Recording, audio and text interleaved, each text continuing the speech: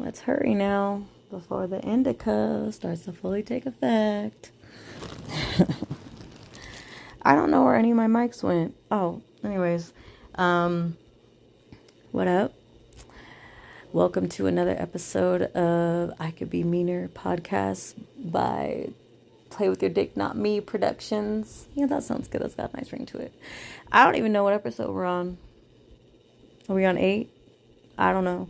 It'll be in the description because I don't remember. Yeah, I don't remember, guys.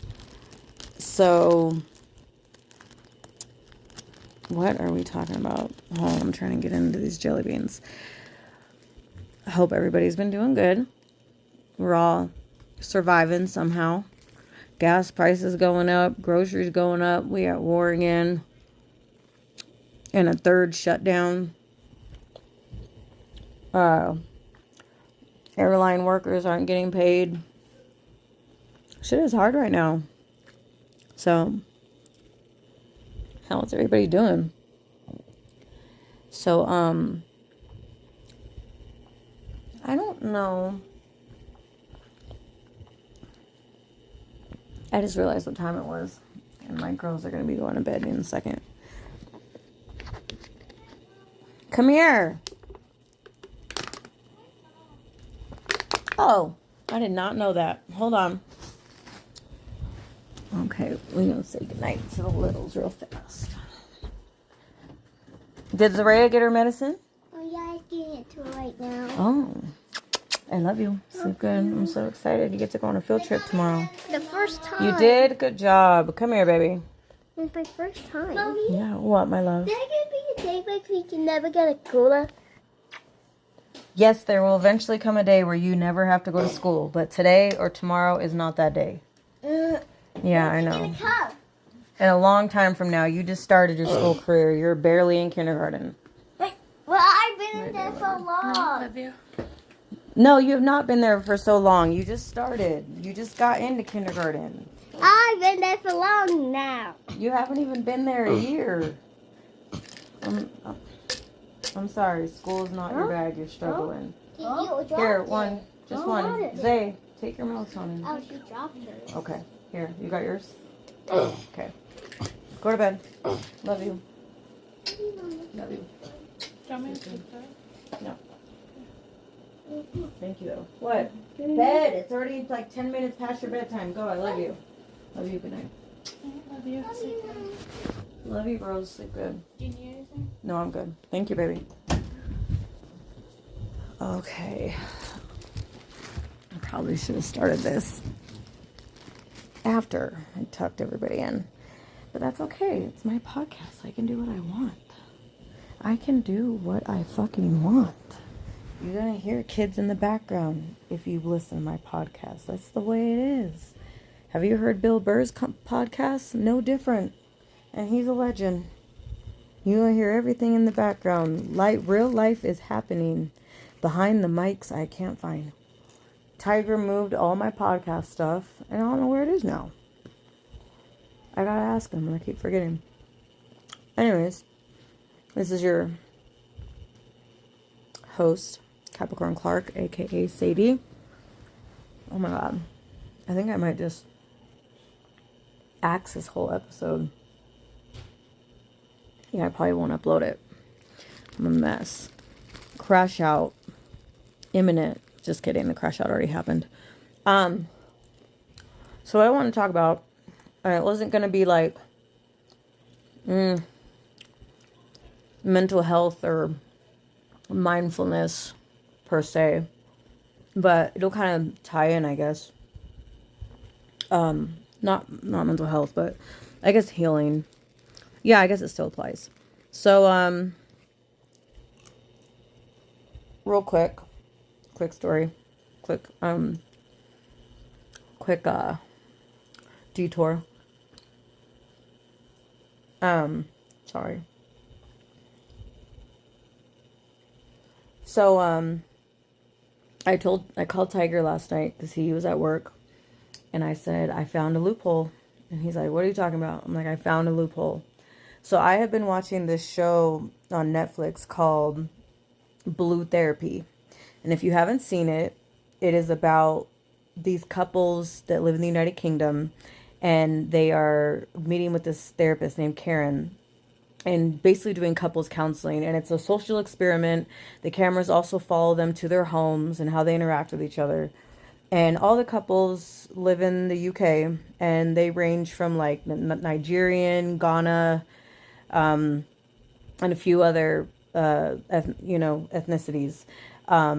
But all the women on that show are literal baddies. Every single one of them is just, there were no crumbs left. Like, they ate all of them. Like, just gorgeous, gorgeous, gorgeous, gorgeous. So I was watching one of the couples last night. So it's an 8-episode series. I'm almost done. And one couple, the wife was very upset because her husband admitted in therapy that there was probably not going to be a fourth baby because he was unsuccessful in getting his sperm frozen, and then he went and got a vasectomy and didn't say shit to his wife.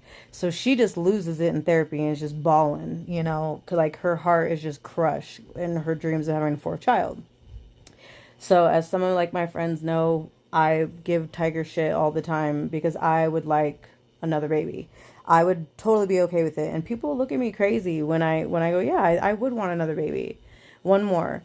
But anyways, so when they're doing their confessional on the show, the husband is like, oh, I understand why my wife's upset, da da da da. In our, like, culturally, in our culture, women are the ones that decide when the family is done growing, and they control like how many children, that you have. And I ran with that information. Ran with it. And I don't even know if that particular couple, if that man was even Nigerian. I just took a shot in the dark. And Tiger won't watch the show with me, so he don't fucking know anyway. So I called him and I was like, I found my loophole.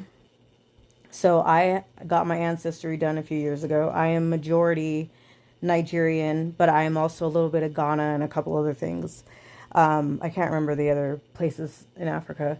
There was a few other ones like Bantu. I don't remember, to be honest. But I know that Nigerian and Ghana were like two that were like up there, I believe. Was it Ghana? I'm pretty sure. One of these days I'll read my ancestry. Not that like that's interesting anymore, But I know that Nigerian was majority, and there was a couple other African countries. I want to say Ghana might have been one, but don't quote me. And so I called Tiger and I was like, hey, apparently in Nigerian culture, the woman decides when the family is done growing. So when are you going to drop your deposit? When are you going to, pay your retribution? And he was just like, well, we don't live in Nigeria. And I said, well, motherfucker, it doesn't matter. Your wife is Nigerian. And that's just her culture. And, yeah, we kind of just went back and forth and back and forth. And I told him he had until August to figure it out. And if by August 31st, we haven't started to procreate, the only time he was going to get sex is if it was a means of procreating. Because if it wasn't that, he wasn't getting anything. So he was like, okay, whatever, babe. So he's going to keep fighting me on it. But eventually he's just going to give up and cave. He will. That's pretty much how Zaria got here. And then he went rogue. I had given up asking. And begging for another baby because I didn't feel like we were done after our second daughter. And then one night, he just decided, I'm going to go rogue. Didn't have a discussion about it first. And I was like 3 days into my period on top of that. So there's no way I could have been ovulating. So how my daughter happened after that, I do not know. I believe that she was a stealthy ass sperm, and she hid out in my body for like 10 plus days to meet up with the egg. That's the only theory I got, because there's no way I could have been ovulating while I was on my period, but who knows. But anyways, we'll see. I really would like a son. But anyways, that was just a funny side story. But anyways, I've been watching Blue Therapy on Netflix. Really good show. I definitely recommend it. I even started to implement some of the stuff I learned from their therapy sessions and started like using them on my husband. I don't remember in this moment anything I learned, but I know I've been implementing it this week. Anyways, what I wanted to talk about, it's a different show actually. And I'm always embarrassed to tell people that I enjoy this show. Or if I'm watching something on my phone and someone goes, "What you watching?" I'm always like, I'm embarrassed to say. But yes, I have been pulled in and I am obsessed with that damn Hulu Secret Lives of Mormon Wives show. Addicted to it. And I got so angry when I saw that a new season was on because I'm like, great, now I gotta binge this shit. Like, I wasn't even happy about it. Yeah.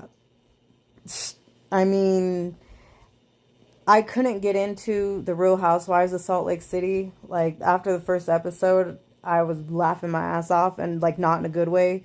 Like, laughing like this shit is so fucking stupid. And then I never watched it again. And how I got hooked into Secret Lives of Mormon Wives, I will never fucking know. I just know that I just was bored and put it on one day. And before I knew it, I was on episode 6. And I'm like, where the fuck did the last few hours go? These girls are messy. Messy. So fucking messy. And I don't even like reality TV shows like that. Like, the only other reality show that I really watch is like Love is Blind, and that's it. But anyways, I like the social experiment love shows. Yeah, like I seen one that was very well made a couple years ago. I can't even remember what it was called, and they ended up canceling it, which sucked because it was a good show. But it was about couples who were considering opening up their relationship to adding another person to their, opening up their relationship for the possibility of adding someone to their relationship. And so they go on this island, like Love Island, how like most of those dating shows are, where they meet on a beach. And so the couples all get to choose like one extra, like it's a joint decision.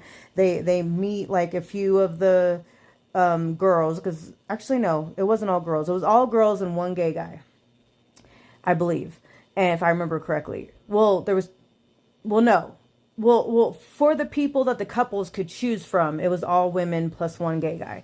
And then the couples were 2 gay guys and then various heterosexual relationships. I don't think there were any lesbians. So it was just a gay couple. They were so cute. Oh my God, they were so handsome. And they were funny. So there was a gay couple and the rest were heterosexual couples. And so they would pick, someone they were interested in, spend like a week with them, sleep in bed with them, all this stuff, and decide like, is this person a good fit to come in our relationship? And while they're going through this whole thing, they're meeting with therapists, they're doing like closeness exercises, they're checking in with each other, like, how are you feeling about this? Are you okay? Da, da, da, da. And then by the end of the week, if it doesn't work out with the person they chose, they get to then choose somebody else. And from when they did the catch up on the show of like catching up with everyone on the show like a year later to see where everybody was at, nobody ended up staying with the third person they added to their relationship. Every one of them broke up or whatever. And either the couple stayed together or maybe like 1 or 2 of them broke up. I don't remember. I can't remember what the show was called, but it was really well made. And then there's this one where it was on Netflix. I'm losing the plot. I think it was couples who were afraid to commit to like marriage or having kids, and so again they like switch. They switch partners and live with somebody else that's also there in a couple. Like the couples basically swap. And they live with the new couple and all of that, for a week or whatever, and then go back to their original spouse and see if they still want to be together or be with the new person. I can't remember what that show's called either. I swear, when I'm baked, I can't remember shit. But it's on Netflix. I'll figure out the names of this shit later. But anyways, I'm way off topic. What I wanted to talk about, though, I was just fucking pointing out fucking different fucking reality shows that I watch. Just went on a whole fucking tangent. But anyways, like, yeah, I like the love social experiment shows. But anyways, Secret Lives of Mormon Wives. Oh my gosh. So what I wanted this episode to really center around was types of connections, types of bonds that we can form with other people, whether they're healthy, unhealthy, and how we tend to get ourselves in these kinds of situations to begin with. Like, what does it usually stem from? So from me healing, going on, having my spiritual awakening and going on a deeply intense healing all my trauma boot camp over the past 2 years, I have learned that, there's definitely a reason behind why you have certain triggers, why you're drawn to certain people, and how it all stems back to your childhood and trauma and like father wounds and mother wounds and all that stuff, and why we tend to attract or chase after certain types of connections, and what that reveals and what that means, and how it's tied to like abandonment and all of that. So Taylor Frankie Paul, the main girl from Secret Life of Mormon Wives, she started the group Mom Talk on TikTok, and it took off mainly because of the swinger scandal, or whatever. Well, anyways, Hulu found their lives interesting and gave them a show. And Taylor Frankie Paul has been in this trauma bond. So that's one of our terms that we're going to be talking about today. Trauma bond. She got into a trauma bond with her baby daddy, Dakota. Don't know Dakota's last name. Who cares? Like, he's an idiot. You have to watch the show to know what I'm talking about. But Dakota and Taylor are in a trauma bond. And I'm not like an expert or anything. Like, I will just explain how I understand these different types of connections, or in my own personal experience, if I've experienced them, what it was like for me. So I'm not going to give like textbook definition, because trauma bond, I'm still trying to fully understand that one. So if I talk less or more about a certain topic or a certain kind of connection, it's because I probably know more about one than the other. But from what I have gathered from a trauma bond is it's two people that they meet, and the connection is probably pretty intense in the beginning, and you feel like this person just totally gets you, and you vibe really well, and then the next thing you know, you're either sharing your like trauma dumping on each other, and comparing your fucking life trauma and the shit that's happening to you. And you might be someone that doesn't normally open up, that's not normally an open book, and just tells the world about your life, but for whatever reason you feel super comfortable with this person, and you guys just start trauma dumping and sharing things you may not have shared with people you've known a lot longer. And this other person, as time goes on, these two people in this kind of connection, trauma bond, start to trigger the ever-living shit out of each other. And what they're triggering in each other is trauma from their childhood. So if we'll use Taylor Frankie Paul's situation, for example, she has deep abandonment wounds tied to her father, because she met him once when she was like 4, and then he never wanted anything to do with her. So she has deep abandonment wounds, and she probably has trust issues, and she clearly views men in a certain way. I mean, she had a stepdad, don't know her relationship much with him other than he's kind of disrespectful to her, but I mean, he's always been there. So, but she has like deep inner disgust for herself, I guess, like deep, like the way she will talk about herself on the show, like she'll call herself trash and stuff like that.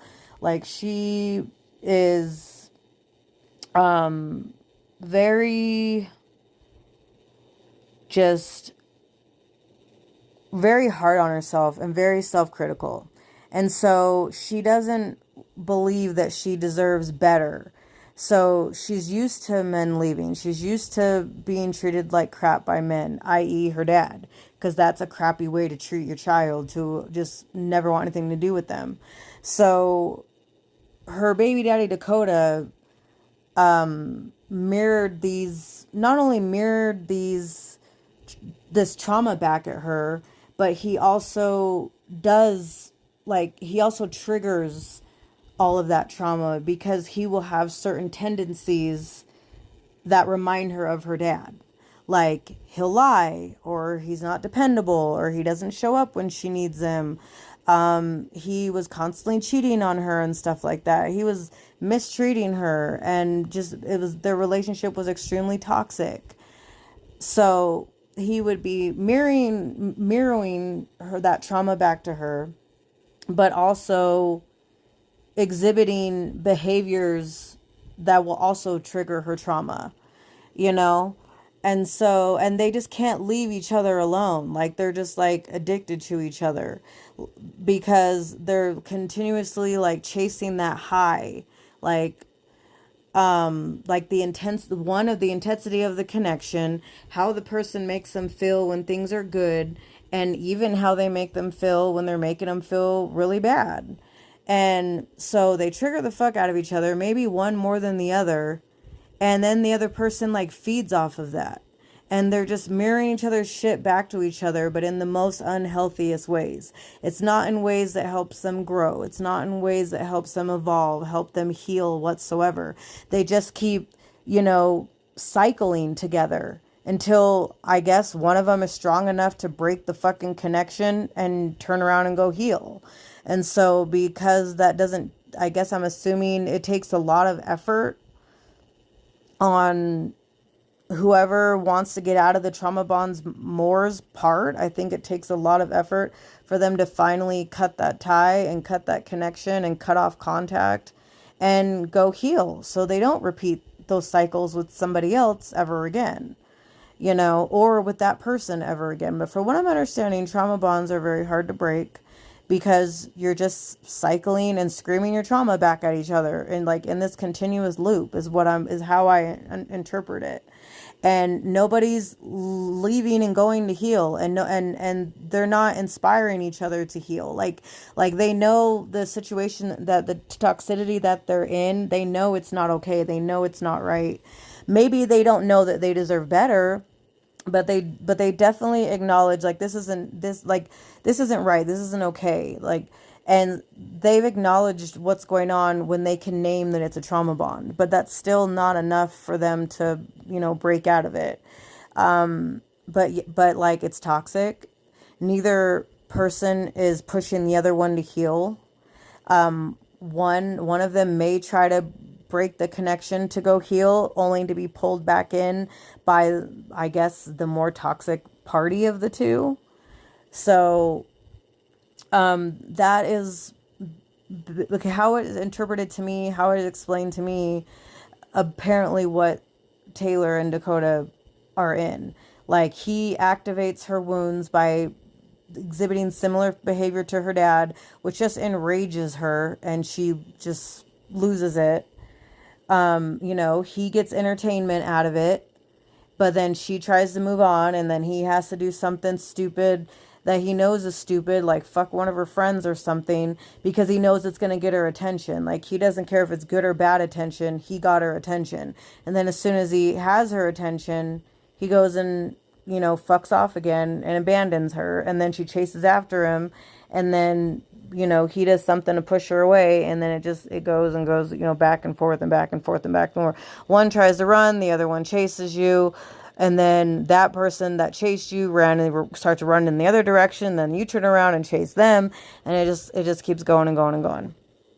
And nobody fucking goes to heal, Maybe eventually, maybe someday when they've had enough, or one of them hasn't killed the other. But yeah, that's, I guess, what a trauma bond is, of how I've come to understand it. And it sounds just completely chaotic. It sounds insane. So, like, side note, You know what? It's none of y'all's business. It's none of y'all's business. It's fine. I just was able to obtain something. I have fibromyalgia pain that I was diagnosed with. I don't know if I ever talked about it or not. But you know, I'm getting, the pain meds were only doing so much. So now yeah. What I'm on now is helping. So, anyways, more or less why I can be, you know, baked. But it's helping. It's lessening the pain. A little. I still have crash outs, but I think I can bounce back a little quicker. Because the fibromyalgia was brought on by grief. So I'm in my own annoying cycle. It went from emotional and mental pain to physical, and then around and around it goes. It's so fun. But anyways, it's okay. What happened was I'm finally doing so much better in my life, and I'm so happy, and I'm in a good place. And then grief has to come back and remind me that it still holds me hostage. And I'm like, well, why? And it's like, because you try to move on with your life. So anyways, but yeah, it's fine. Other than that, I'm doing really good. So anyways, what was I going to say? So that's a trauma bond. The next kind of connection, cause like, I don't know them all. I have better understanding of others over other ones. So like a karmic, what I understand is that a karmic is, and I probably will talk less about this one, because this one I only understand a little bit.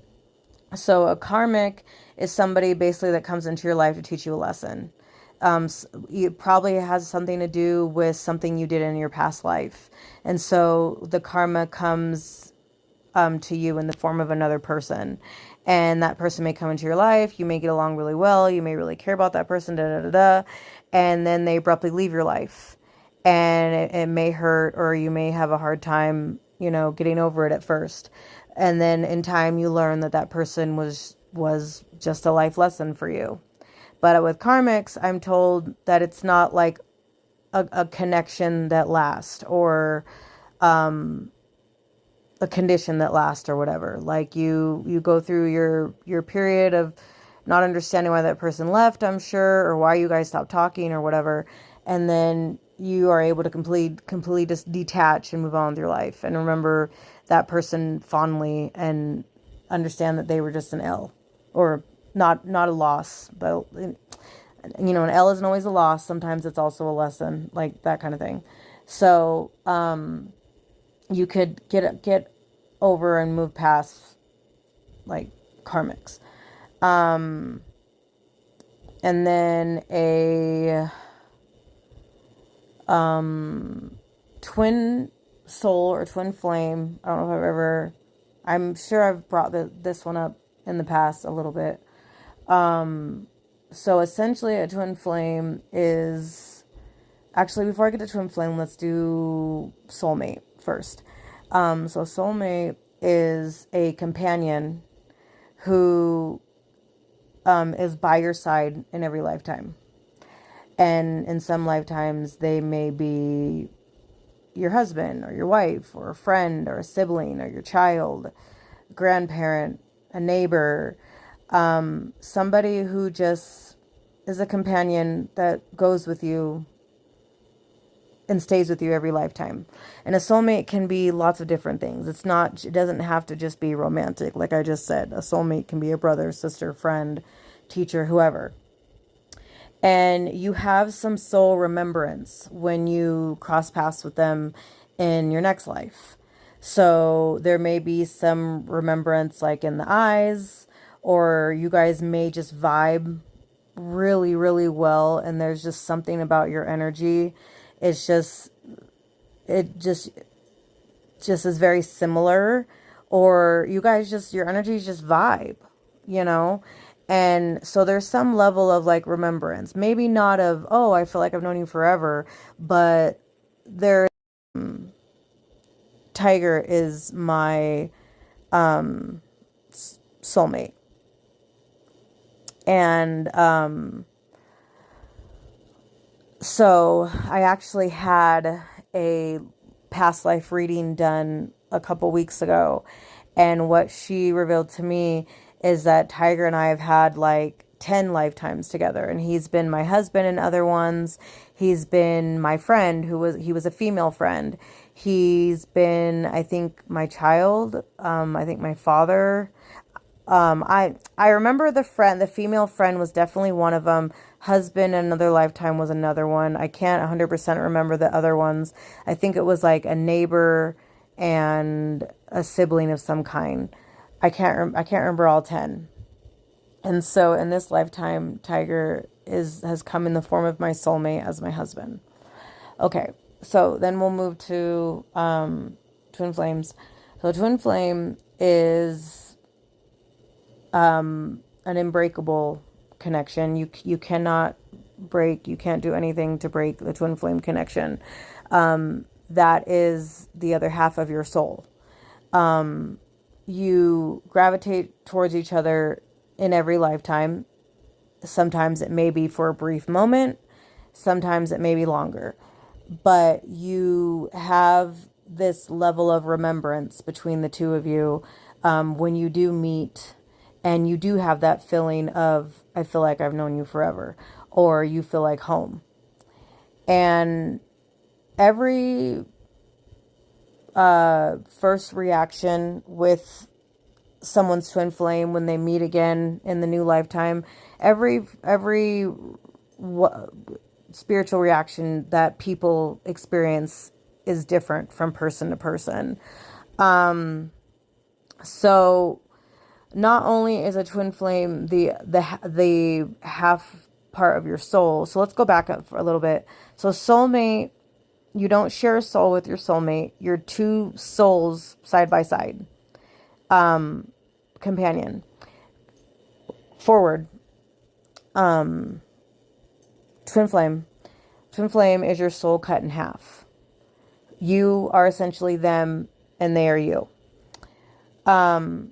For me personally, because I met my twin a few years ago. For me, the initial meeting felt like, oh, there you are. I remember feeling completely comfortable and organic in their presence, even after just knowing them, like from day one. Being around them was the most natural thing I'd ever felt. And there was definitely a feeling of, I've never not known you.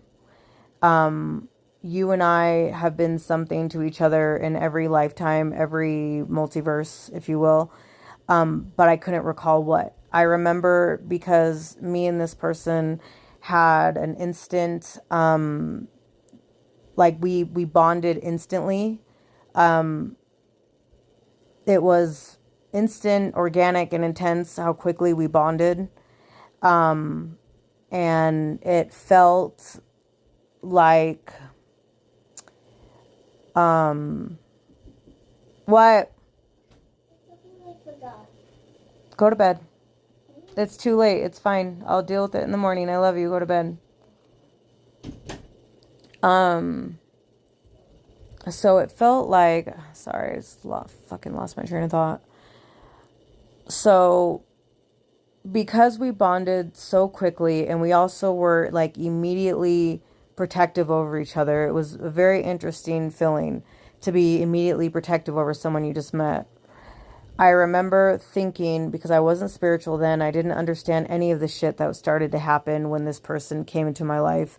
I couldn't make sense of it. My brain couldn't process it. I was still very much living in the 3D. So I recognized that weird spiritual things started happening, but I didn't know how to process them. So I chalked them up to, them being a Pisces sun and me being a Pisces rising. And I thought maybe we were just really intuitive.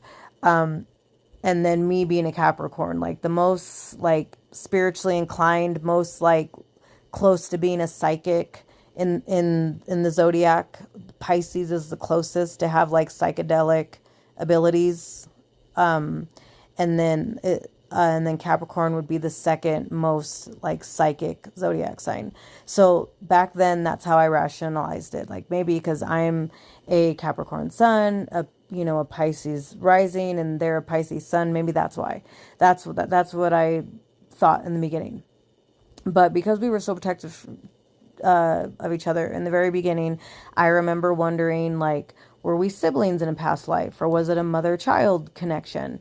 Because I just never felt anything like that before. And I felt I needed to make sure they had eaten. I needed to make sure they were feeling okay. They needed to always be okay. And I was like concerned for their well-being very early on. And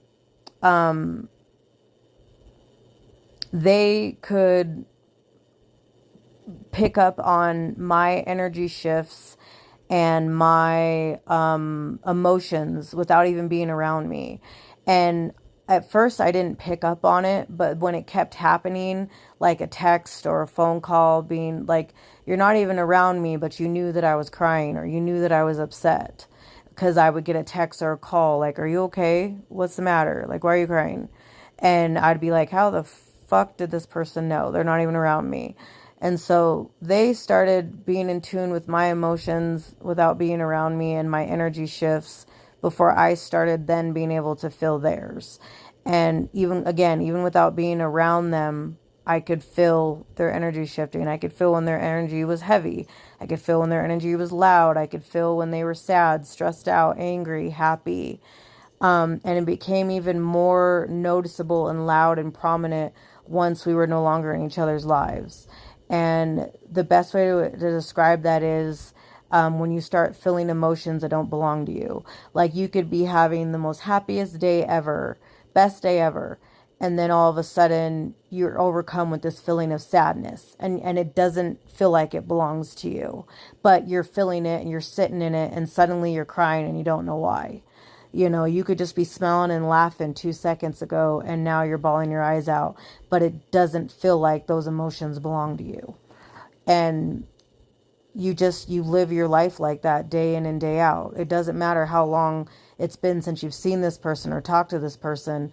You're still, their energy and emotions are still in the same energy field and frequency as yours. So you're still constantly having to feel their emotions as well as your own. And there's a lot more to it, but you cannot break a twin flame bond. And how a twin flame bond is different from a trauma bond or a karmic or a soulmate is that with a twin flame connection, the point of the journey is about healing. You're not, like, twin flames will trigger each other, but not in the same way as trauma bonds will. Twin flames typically eventually repel one another. Like they'll be super close, bond for a few weeks, few months, few years, and then all of a sudden the intensity of the connection will just get to be too much. You've been mirroring each other, you're starting to trigger each other, and instead of going on this cycle of triggering and it being toxic and you're being mean and all this stuff to each other, instead you guys repel each other because the intensity of the connection gets to be so strong, you just repel one another. And you trigger each other so much that you run in the different direction.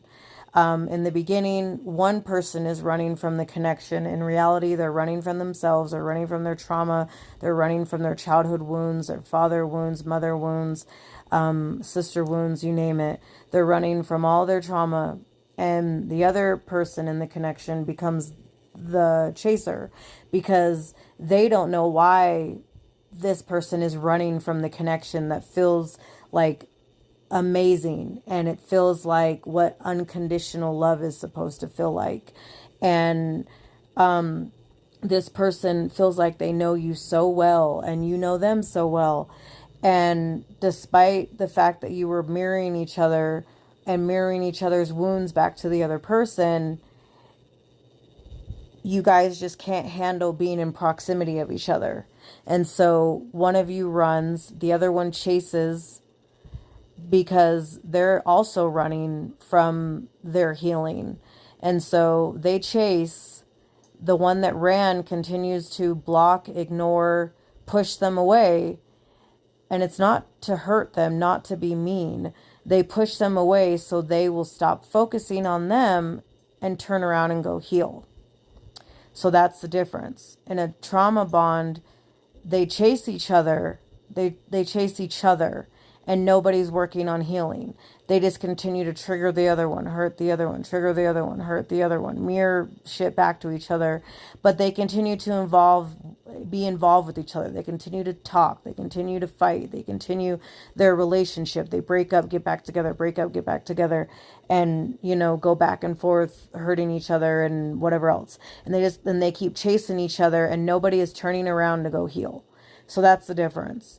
In a twin flame connection, the runner or the divine masculine in the situation ignores you, blocks you, pushes you completely out of their life, out of their orbit, because they want you to stop chasing them, stop focusing on them and the fact that they abandon you, and go heal your abandonment wounds, go heal your father wounds, go heal your mother wounds, go heal your childhood trauma. And when the chaser or divine feminine, and it's not in relation to sex, like a divine masculine can be a woman and a divine feminine can be a man. But once a divine feminine finally stops focusing on her divine masculine or the runner, and goes and heals herself and goes back and focuses on herself, her healing, that is when the runner tends to start having their own spiritual awakening. Because yes, a spiritual, that's another difference from trauma bond. In a twin flame connection, you both have a spiritual awakening. So that everybody's is different. For me, I experienced several dark nights of the soul, and then I started going through phases of my Kundalini awakening, and you can look that up and the symptoms of that and what that looks like, because everybody's Kundalini is different. I lost a bunch of weight drastically. Like, I would stay up for 4 nights at a time, and would be shaking uncontrollably and functioning somehow, but unwell. And I lost a bunch of weight without even trying. And I started only eating like chips and queso. I don't know why, but that's all I wanted to eat. And so I'd eat that like once or twice a day, maybe a string cheese, and that was it. I had no appetite for several months and lost a ton of sleep. And I would start to like vibrate in my sleep, and my arm would shoot up in the air, or my leg would shoot up in the air, and I could feel like my chakras starting to line up, which again, I wasn't spiritual before, didn't know what the fuck chakras were. You start to naturally gravitate towards spirituality after you've gone through your spiritual awakening and gone into separation with your twin, because that's what they tend to call it. When the runner or divine masculine runs, that is when you go into separation, so you both can heal. Trauma bonds, they may separate for a little bit, but then they come back together, haven't learned a lesson, haven't healed, and the patterns repeat. In a twin flame connection, they can only come back to each other once they've healed. They can only reach union, as it's called, whether union looks like friendship, a relationship, a acquaintance type bond, quiet understanding. They cannot come into union and meet again or talk again until both of them have healed, or healed enough to the point where they don't trigger each other to run anymore. Because if your twin is still triggering you, or you're triggering them, and it causes you both to continue to run in the other direction, that means that there's more work to be done. That means that there's more healing that needs to be done. Because twins don't run towards each other. They run away from each other. Whereas trauma bonds, they run to each other and then continue their cycle. Twin flames run away from each other. They run away from the intensity of the bond. They run away from themselves, because when they're running, they're essentially running from themselves or running from their healing. And it's when they can finally stop being so triggered and being triggered to run that they can finally start to connect in the 3D world. While they are separated, they do connect in the 5D world. And that could be dreams, certain songs coming on that makes you think about them. In my case, mine never left my brain. That person lives in my head like a tattoo. I can go maybe 12 hours with them popping up in my head, but that's the most I've been able to go. So the person just kind of sits there in the back of my thoughts, back of my head, all day, every day. Literally like a damn tattoo. You feel like you're being haunted. Dreams, lots of dreams. That's how twins tend to communicate, is in dreams, the 5D. Lots of dreams with lots of symbolic meanings. You start to see lots of, this is called synchronization. So you start to see lots of angel numbers, or you'll be constantly bombarded with reminders of them, whether it's their name showing up everywhere, or seeing their name written everywhere, or heard everywhere, or significant numbers that are significant to the two of you, like their birthday, or some number sequence that has some meaning between the two of you. You'll be triggered by certain movies or something somebody says, or just hearing their name or running into them.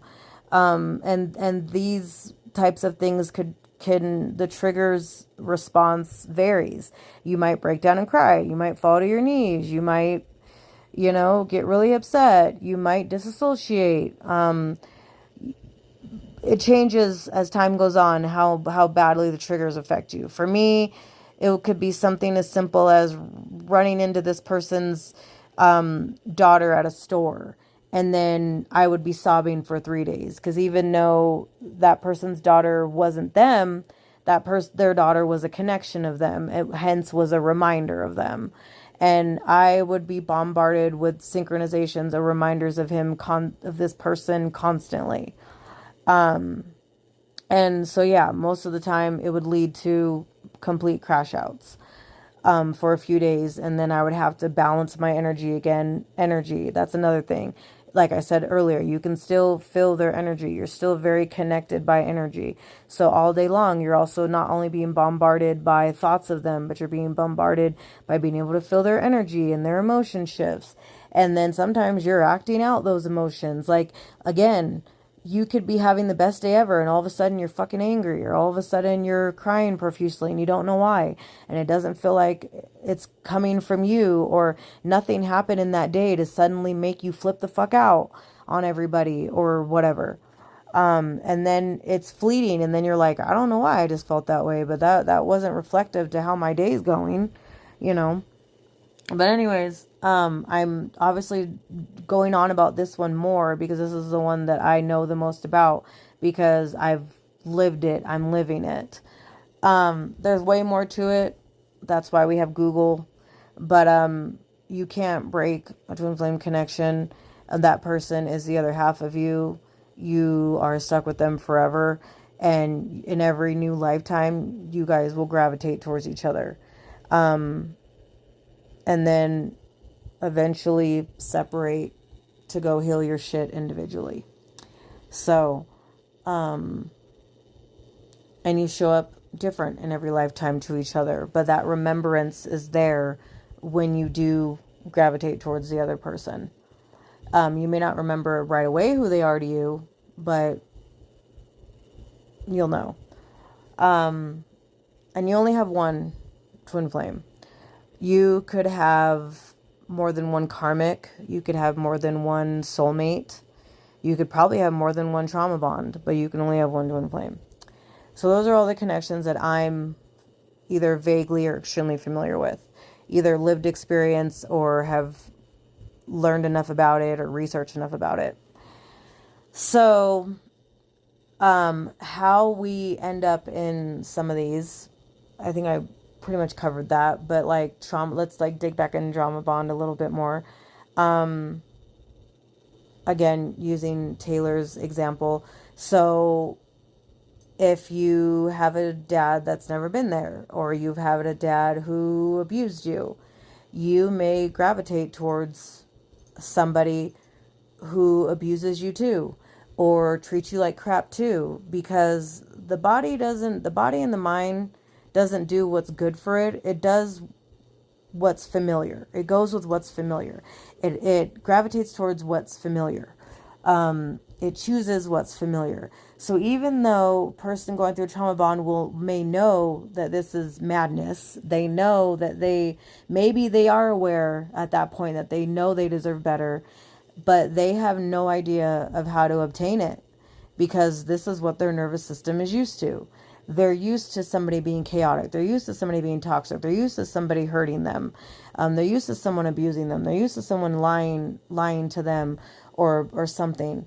And so they tend to gravitate and bond with and connect with people who remind them of that kind of trauma, or those kind, or become those kind of triggers.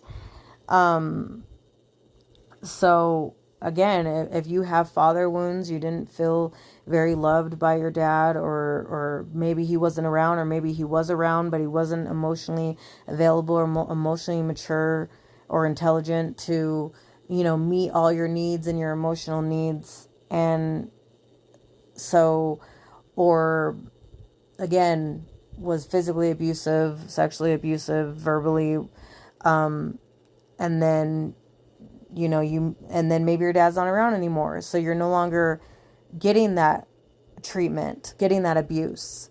And then you find somebody who emulates that. And instead of running from it, you run to it over and over and over again, because it's what you know, it's what you're familiar with. So I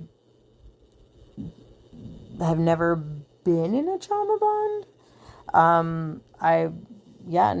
Like looking back, I mean, no, I wouldn't call, I was going to say my oldest daughter's dad, but no, I don't think so. If anything, I think he was a karmic, because he definitely was a life lesson. And karmics aren't always a good thing. Karmics aren't always like, oh, it's beautiful and wonderful, and then they leave. Karmics can be like a trauma bond as well. It can be toxic in a karmic situation, and that person still leaves your life as a lesson.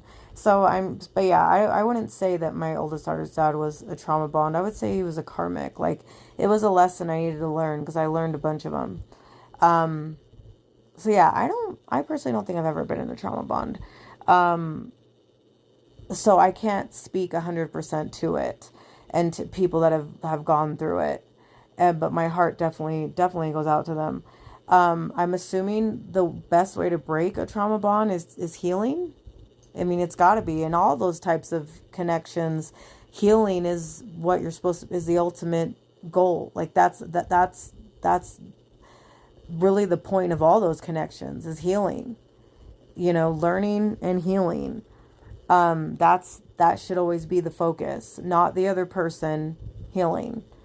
So yeah, but I wouldn't know how to give, I'm not going to pretend to know how to give advice to somebody in a trauma bond or a karmic situation on how they're supposed to go heal, because healing looks different for everybody.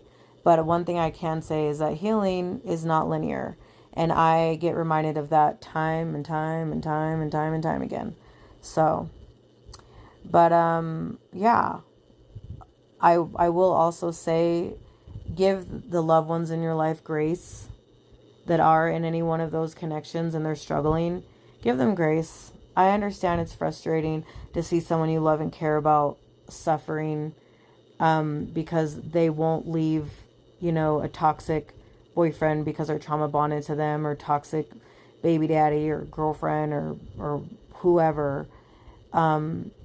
It's frustrating. It's sad to see someone you care about continue to be treated less than what they deserve and going through what they're going through. But I mean, you have to continue to support them and give them grace. Yes, you can set a healthy boundary for yourself, for your own mental health. But I mean, what anyone in those different types of connections are going through, they, at the end of the day, they just need support. They need someone, they need to feel heard. They need to feel seen. They need grace and they need patience, to be okay. But I understand as a person watching someone they care about go through any one of these connections, it gets frustrating because you want the person to just feel better. You want them to get better. You want them to move on. But you have to understand, again, healing is not linear. And so some people have to go deeper, so much deeper, to start to heal. And it doesn't look the same for everybody. Some people it takes longer, some people maybe less time. But what those people in any one of those situations, connections, need is just to continue, the people that really love them to continue to love them and continue to be there for them. And, you know, any way that they can. But they do understand that people have to create healthy boundaries for themselves. Because it's hard to see anyone you love and care about suffer and going through it, you know. But I'm going to cut it here because I've been talking way longer than I planned to. And I'm ready for bed. So I love y'all. Thanks for continuing to tune in and listen to my ramblings. Again, I don't know when I'm going to have some guest on. One of my friends that I want to have as a guest, really, really bad, lives in a different state.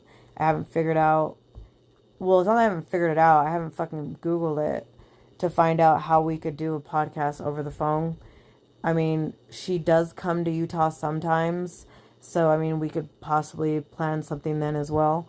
And then I have a couple guy friends because I really want more, I want to grow my male audience more. And so I would really like some chill, you know, awesome vibe episodes with my guy friends. And we're just shooting the shit and, you know, talking about their dating lives in 2026 and just being silly and, you know, drinking and having a good time. And I've asked a few of my guy friends and they're being fucking pussies about it right now. And I'm like, forget that you're being recorded. Like, imagine it that it's just us talking and laughing and shooting this shit like normal. And you'll get comfortable and you'll forget that you're even recording, you know? So, within reason. So, you know, I'll continue to work on them. But anyways, you know, Tiger's always down. But I don't want it to just always be Tiger, so. But anyways, I will catch y'all on the next one. As always, be fucking kind, especially right now. People are going through it. We're at war. Groceries are going up. Gas is going up. People are struggling. They're carrying shit that they're not telling you about. They're carrying shit that they're hiding behind a smile. So, like, just be fucking kind. And I did get a new car. I don't remember if I brought this up in the last episode. I did get a new car, finally. So, you know, we got rid of the Infiniti. The Kia, still in the other Kia, because we have two Kias now.